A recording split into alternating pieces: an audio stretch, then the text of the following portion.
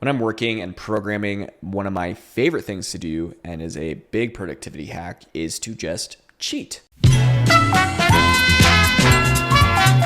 Oh, I know what you're going to say. But John, aren't you a 10x developer? Don't you know everything? You keep it right up in there all the time? No, surprisingly not.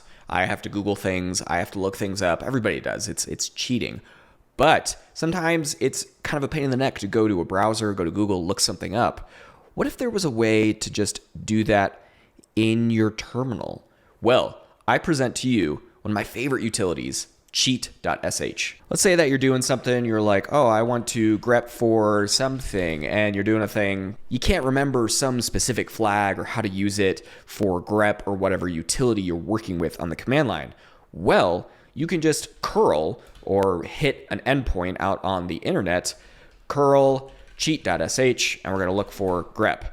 And boom, it loads up a whole cheat sheet right there, and really the most common use cases for all the things that you would use grep for. Sometimes I'll even do a curl cheat.sh. We're going to look for grep and then pipe that into grep, and we're going to search for this, and then we get the things that it talks about just with search. That's incredible. That's great. That even parses it down even more. I know what you're thinking. I know what you're saying now. But John, there's the TLDR command line. Why wouldn't you just use that? Why are you using curl? Well, unfortunately, in order to install this thing, you gotta do this little thing right here called npm pip.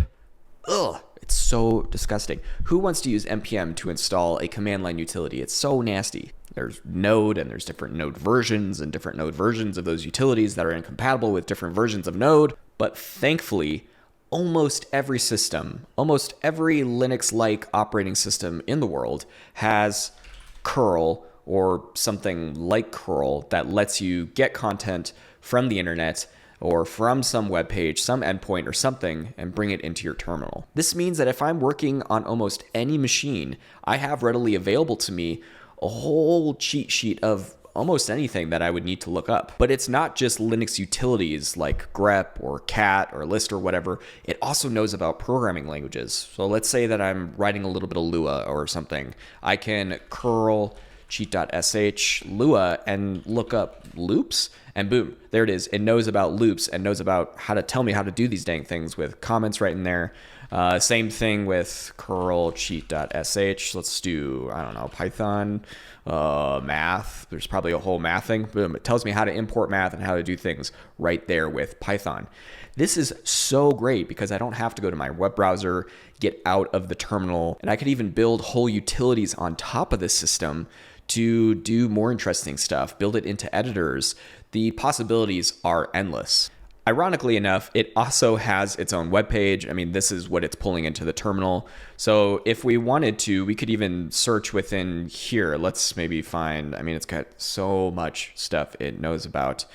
Let's find maybe AWS, sure. And we can go to the AWS page, hit enter, and this is exactly what we would see in our terminal, but if for some reason you wanted to use this from your browser, you can. I one time even used this during an interview. It was a SRE interview where we were debugging a system that was using systemd for some services. And there were a bunch of things that I just couldn't remember, didn't know about, and used cheat.sh within that system on the terminal to get my answer right away. The interviewer was super impressed, didn't even know about this utility. It's so powerful, it's so good. If you like little short videos like this or want to become a Linux wizard, go ahead, hit the like, subscribe button. Really appreciate it. It helps out the channel. I'll catch you guys next time. Peace.